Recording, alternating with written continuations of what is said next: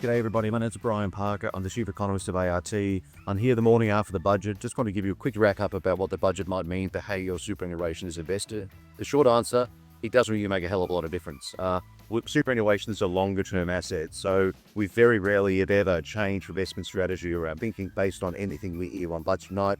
Last night's budget was no different. If we look at the detail of the budget, clearly you've seen a range of new spending measures, largely in the government's key priority areas: healthcare, the PDS, education, infrastructure, some modest tax cuts to kick in on 1 July 2026.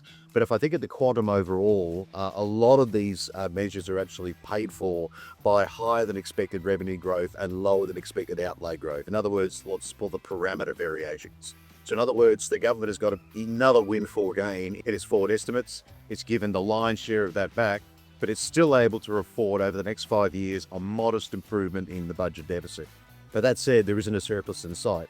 That's not terribly critical at this point, but given we've got a fully employed economy, at least having a surplus in sight might not be a bad idea at this stage. But again, it makes not a lot of difference for how your money is invested in super. If you want more detail, certainly ART will be releasing sort of more information about the budget over the course of the day. Thanks for listening.